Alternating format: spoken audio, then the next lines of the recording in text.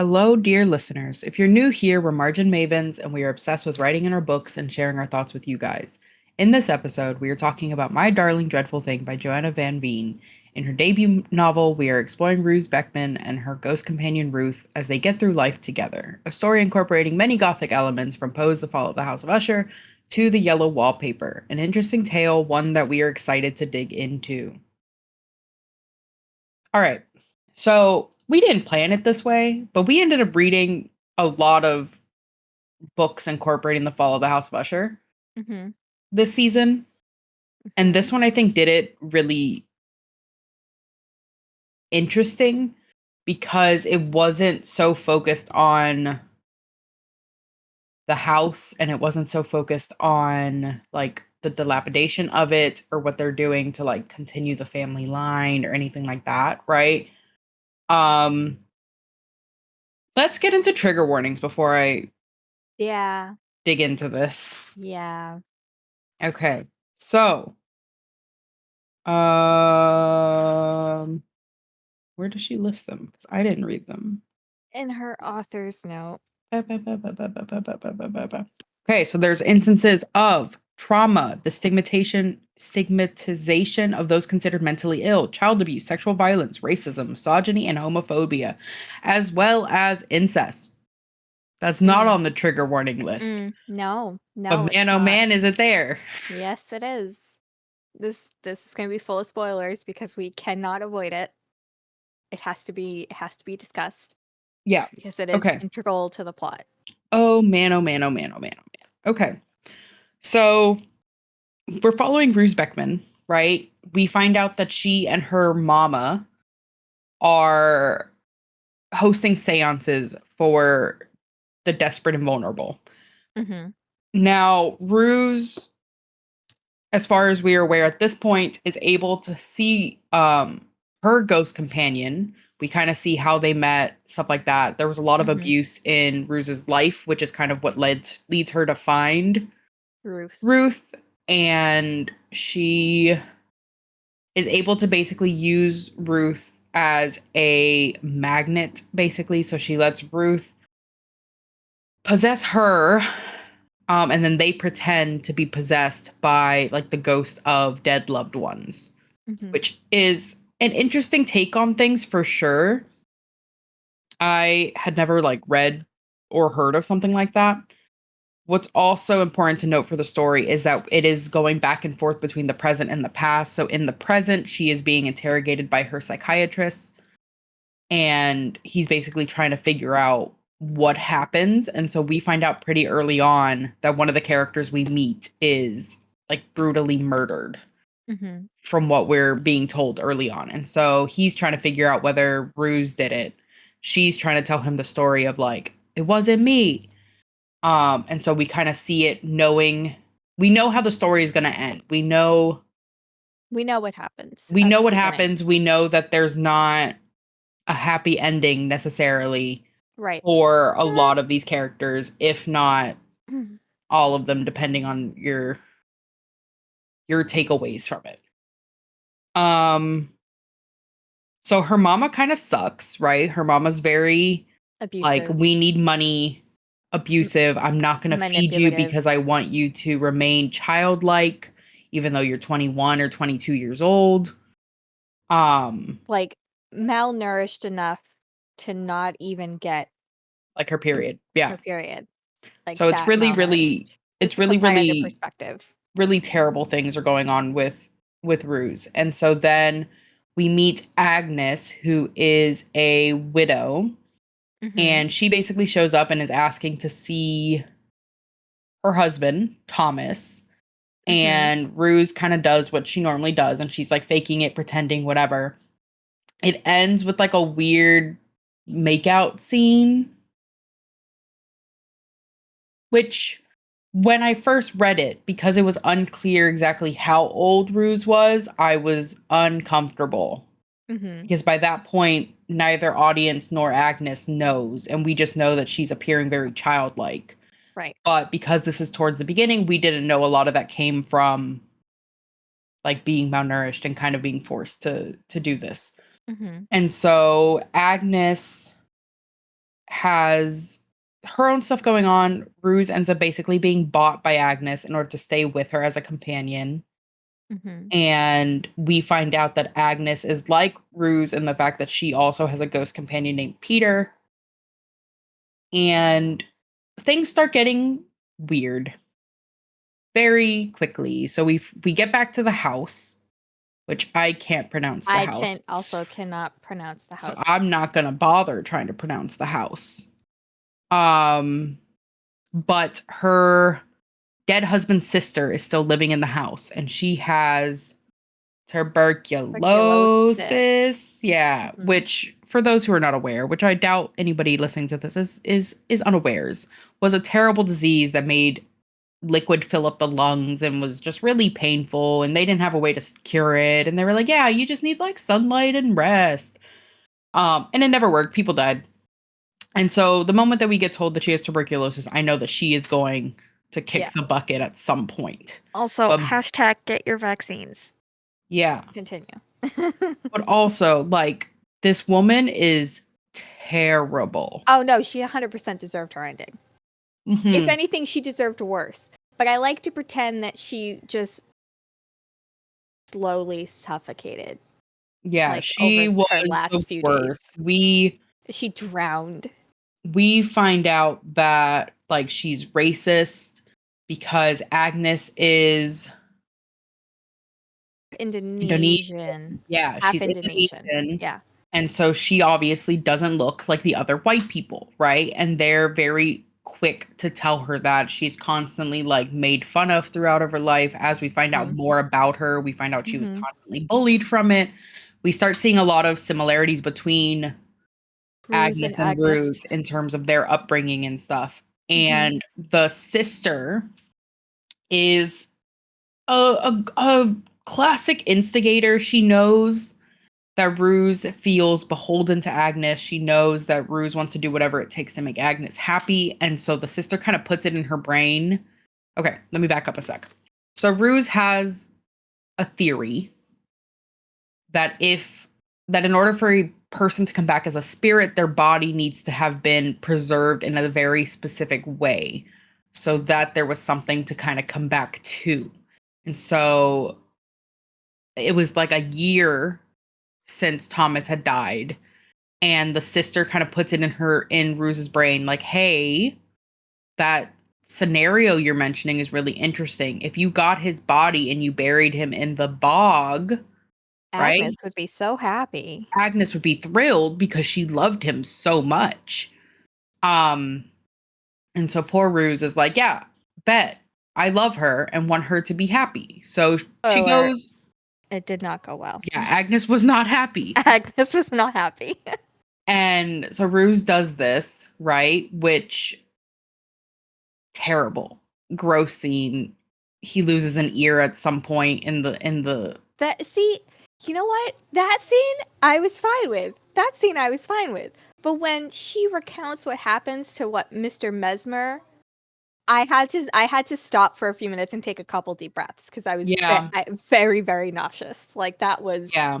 too much. And so Ruse at one point was Sexually sexually assaulted. violated, yeah. And so she has been dealt a really crap hand. She really has. She really, really has. Yeah, she's been dealt a really crap hand. And so, anyways, they bring Thomas back, right? And he is terrible.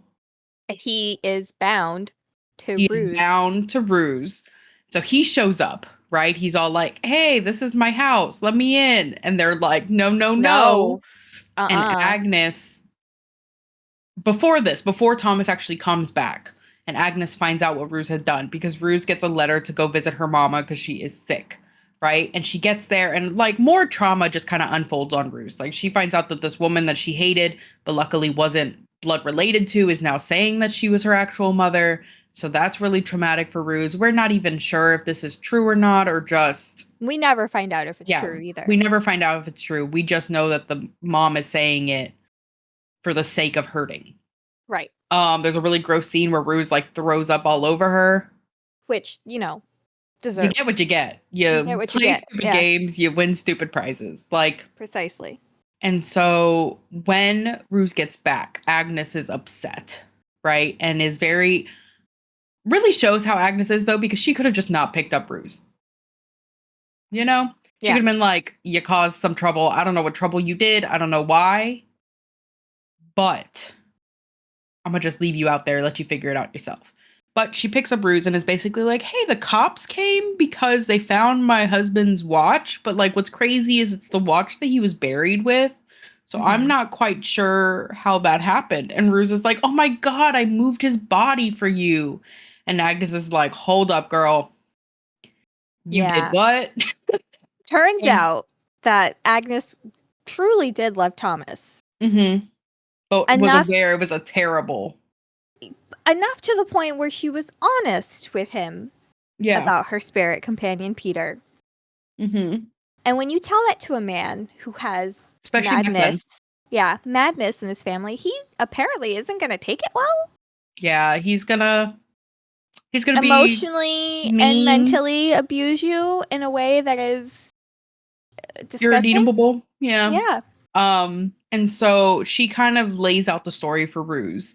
And she's like, this is the story, right? And then here's the kicker. I also found out he was sleeping with his sister. Sister. Yeah. I had a note. I gotta find the note. Keep going. And ladies and gentlemen, and they, thems, and everyone in between, two things I really wrote down about this book. Uh-huh. One, Uh-huh. never knew there were going to be lesbians. That was a pleasant surprise. Mm-hmm. Oh, I pegged that from the get. Two, well, I mean, just like when getting the book. Like, I did not walk into the Oh, book knowing, yeah. like, I didn't there's know going to it was be gonna be queer. sapphic-ness. Yeah. Yeah. We love queer stories. Two, Also didn't know there was gonna didn't be know incest. there was going to be incest. And okay, listeners, you guys might not know this unless you follow the Instagram, which you should follow the Instagram. We're pretty cool over there. There was a poll that went up the Yes, week that there we're was. recording this, Yes, there right? was. Yes. And so Mm-hmm. basically, for those who are aware and have been following the channel for a while, we do throwback episodes, you know, Yes. basically every other week. And then, it'll be weekly come next season. But we were trying to figure out what books we were going to read next. And Kayla Great. had the really great idea of we're going to read Flowers in the Flowers in Attic the Attic. by B.C. Andrews, which for Because those it was who very are not impressionable. traumatized, yeah, for those who are not traumatized because you stumbled upon it in your school library, Yeah. And this you were is a like, oh, series this will of be books. great. Yeah. This is a series of books that follow an incestuous family doing incestuous family Very, things. very incestuous. Like deep incest, Yeah, y'all. like it's Okay. And of so course, I was like, nobody cool. voted for that. Yeah, Not so I a was like, one. okay, let's let the people decide. And so no one voted for it. And I was like, oh, that's kind of cool. We don't have to dive into We don't have incest. to talk about incest, except surprise. And then surprise, shoddy, we ended up with incest. So, chapter 17, right? Uh-huh. This after Wilhelmine catches Ruse snooping around. Mm-hmm. I wrote, were Agnes and Wilhelmine lovers, or, oh God, were Wilhelmine and Thomas? Ew. Boy, howdy. Did Yeah, I they really don't. wish I was wrong? Yeah, they didn't I give wish it you. was just gayer. So okay, so that happens, right? We find out that, and Wilhelmine really goes off her rocker Oh, very she quick. loses it. Oh, she She, loses it.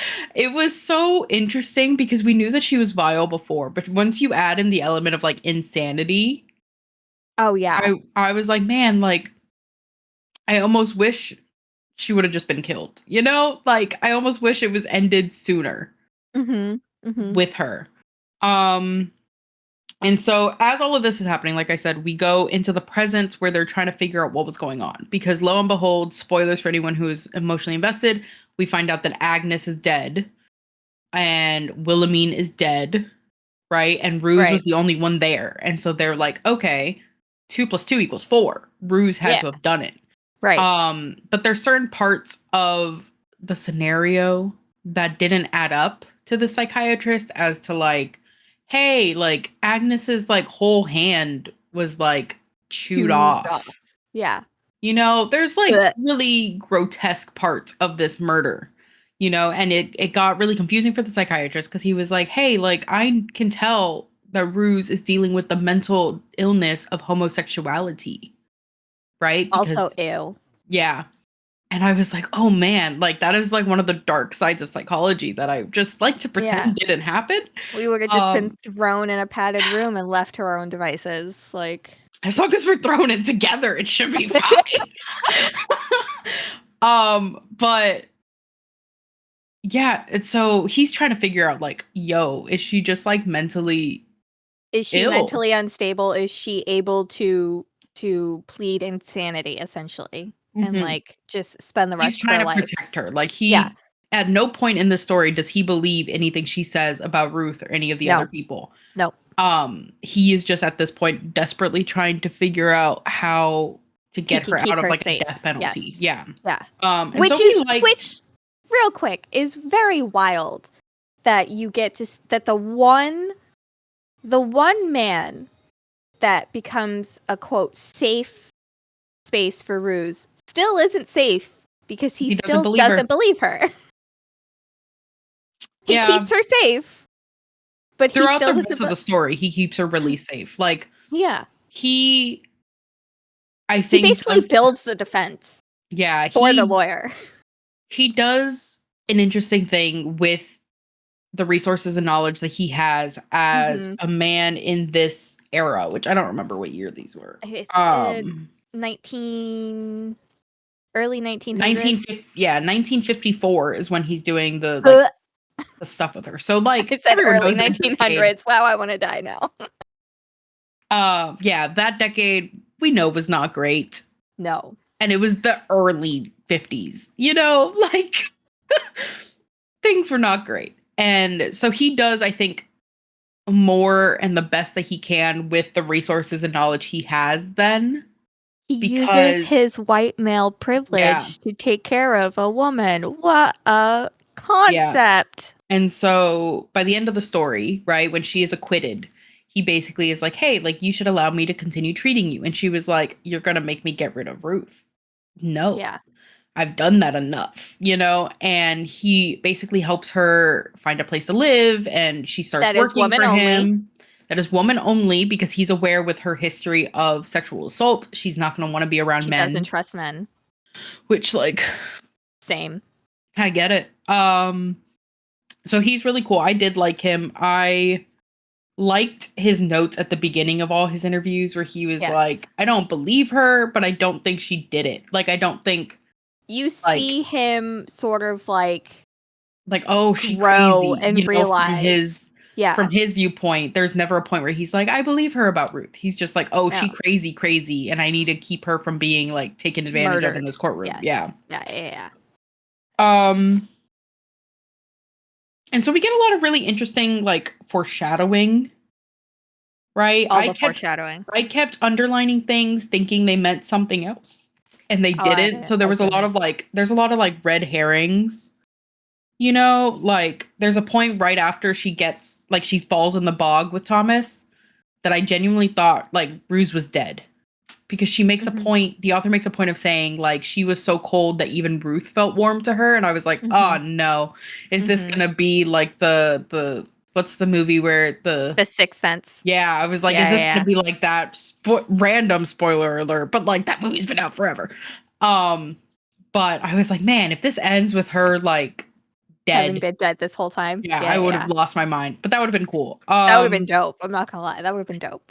And so I put like, hear me out. Did she die? And then we find out that Ruth has like a weird little quirk where she really likes grinding glass into dust. Right. And she likes the way that it glitters. Yeah. She likes shiny things. She's a little crow. She is. And Ruse allowed it in the beginning because she was like, oh, I read somewhere that if you put glass powder in someone's food, they'll die. They'll die. And I like having that for safety reasons. And I was like, no. That's not true. Yeah, don't do it. Don't do it.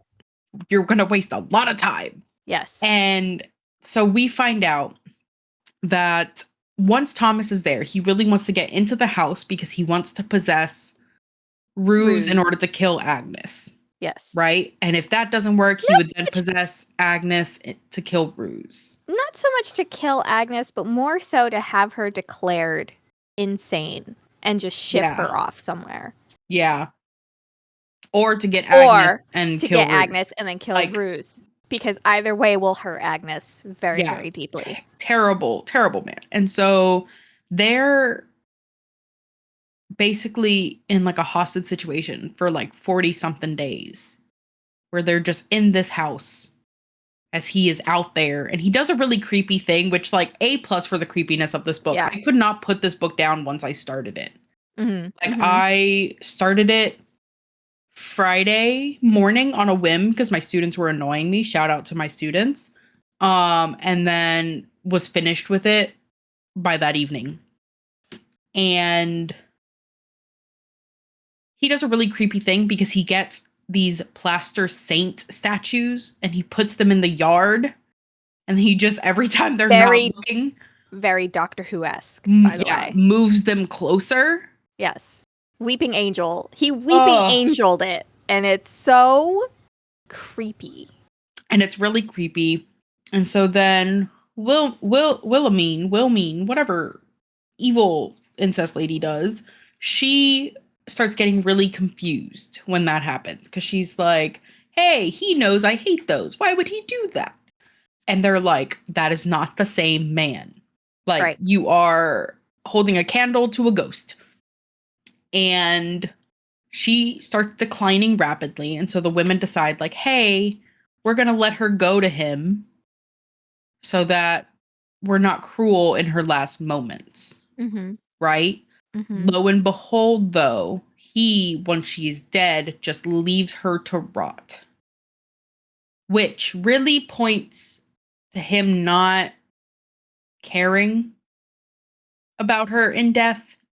Because other than like the howl, he cared about her in life either. Well, but like he knew how he came back, right? He could have done something with her body, but he was like, no, I'm gonna leave her here to rot. Yeah. So that happens. Important to note is by this point, Agnes and Ruse have slept together. They are romantically involved. Listen, I'm all for romance and smut and all of that.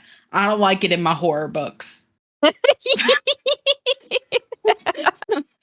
would like the pants to stay on in horror.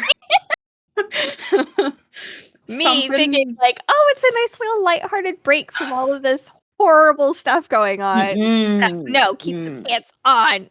Yeah, keep the pants on. Something about the tone of it all really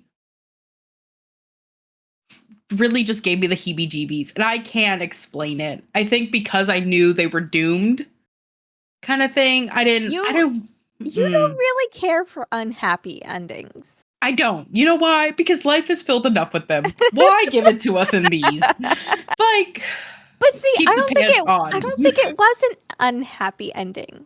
I don't think this is a love story about Ruse and Agnes. Remember that when your husband puts you in a bog. I don't think this is a love story about Agnes and Ruse. I think it's a love story about Ruse and Ruth. And I think when you look at it from that lens, pants on. When you look at it from that lens, it kind of is a happy ending. And so the women decide that they are going, or Agnes really brings up the idea of taking the pills to make the ghost go away. And Ruse is like, okay, but we can't do that forever, but he's bound to me. So once we start like not taking the pills again, he's just going to come back and we're going to be in the same situation. Mind you, here's what I would have done, right? Would have taken the pills, would have left, got supplies, took care of everything, did my little chores around the house, set up for round 2, you know, like they could have done it intermittently in order to really have the best of both worlds. Y'all can't see me, but I'm shaking my head right now. Like, because it didn't have to be all or nothing for them. They could barely last the month. And you want them to go leave and then come back and do it again? Willingly? Well, knowing like you could take breaks. Like once a week we have to go out Oh. and take groceries. Like Oh. I think there were ways. And so Agnes brings up the idea that they're going to take the pills, make the ghost go away, live their happy little lives. Ruse finally agrees because she doesn't want to go without Agnes. So she talks to Ruth. Ruth does not handle this well. Nope. I don't necessarily blame her. Nope. Ruth kind of loses her mind a little bit. Because she's like, I've done all of this to protect you. I've been here this whole time. You're gonna throw me away for someone you've only known, X amount of time and whatever.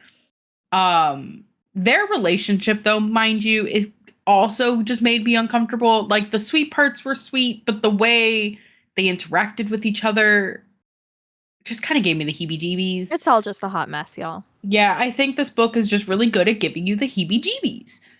And so Ruse is about to take it, and Ruth is like, let me have one more night. Which, if we learned anything from Mexican Gothic, never give them one more night. Stick to your guns. Do it in the moment. So anyways, Ruse gives her one more night. She wakes up, Ruth is gone. She goes over, sees that there's food ready for her, and the pill is all broken up in her water. Life is good. She goes over to Agnes, right? Agnes is not doing well.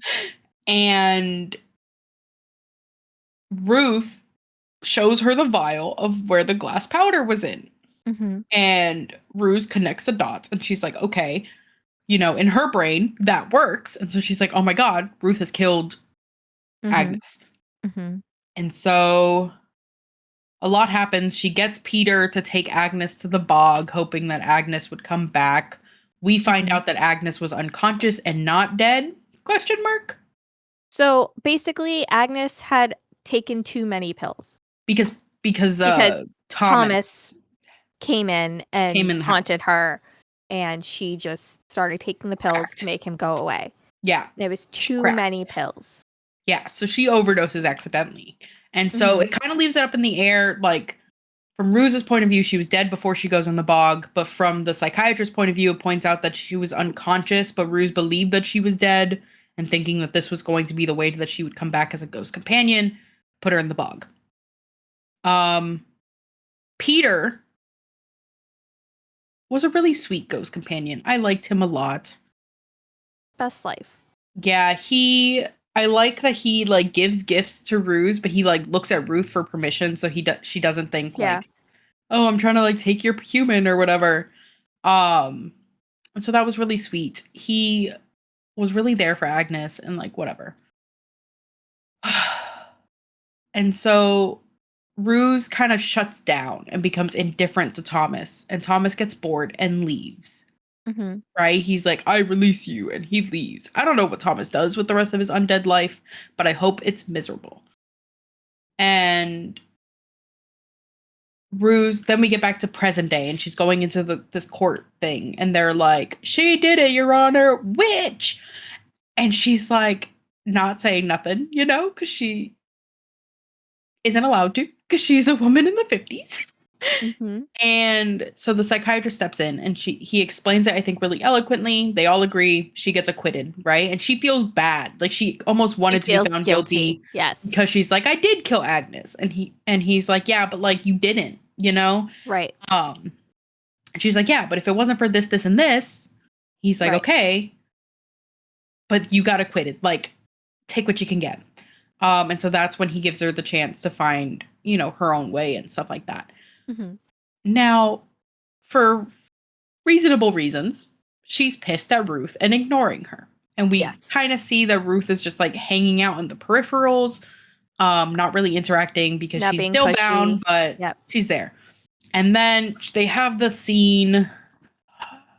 I thought it was a sweet scene at the end. It was a sweet scene. So she starts talking, right? And about how she has a good life. She has a good life. She's got all the things. Yeah. She says, but I'm not happy. I've thought long and hard why that may be, and I've come to the conclusion that there's something missing from my life, something dreadful, something darling. You see, I don't think I can ever be truly happy without the company of my Ruth. And then it says that Ruth approaches her like a beaten dog. Um, it was a sweet moment. I liked it. I'm still up in the air whether Ruth was real. And I think that that's the really beautiful part about the story and the type of story it is Yeah. it really leaves you to consider whether it was just trauma and she Were created like a Ruth and shadow self. Peter actually Mhm. real, or were they just Yeah. figments? But and then because it becomes interesting because even if you would look at like Wilhelmine and be like, "Oh, but she saw them." Right? She also had that madness in her, you know? This family didn't have the dog in them, they had the madness. And it makes the entire Ruth or Ruse is a really good like unreliable narrator Yes. because once you see it through the point of view of like a psychiatrist, um everything kind of comes into question not because you don't want to believe her but because you're like, I mean she did go through a lot of really traumatic things. It would make sense if she created this like self that like needed to protect her. And so I just unsure. I think I gave this book a 4. I think I gave it a 4 too. Hey, look. Yeah, I think it was really good. The lack of explicit trigger warnings is what really like Yeah, granted they were in the author's note, but how many people who actually reads the author's note in the like you beginning? need to put like author's note and then like in parentheses and like trigger warnings. Yeah, let me know You that know, there's trigger warnings somewhere in this book, please. or like make them bold. I I give don't it know. 4. I give it 4 stars. Yeah, I mean, I think I would definitely read her next book. Oh yeah. I've just been really into gothic novels recently, and I've been trying to get more into them. But if you read too much of the same genre or the same subtrope in the same period of time, they get a little stale. You know? Like I've noticed that if I read too many, for example, for those who don't know me on like a personal level, I'm really into like hockey romance books, right? I've taken a break from hockey romance books because they're all follow the same recipe, right? And you can't fault them for it because that's the genre that they're in. They know that there's certain things that the audience is there for. Just like in a Katie Robert book, you know what you're walking into, you know kind of the plot line, you know everything that's going to happen, right? I don't want to get to that point with gothic. And so I keep going back and forth between reading the horror books and then reading things that are not horror books. Um yeah, I enjoyed it. I I enjoyed would it. not read it again. Yeah, I'm cool with this just being like a one and done. you know, and Back on like the shelf it goes. I'll recommend it to people. Oh, I'll hell be yeah. like, "Hey, read that author's note." You Yeah. know?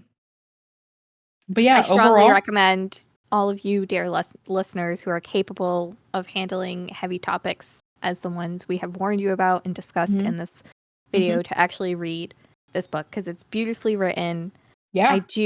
It's so descriptive, but not overwhelmingly so. Yeah, it's not like gross amounts of gory, which I appreciated.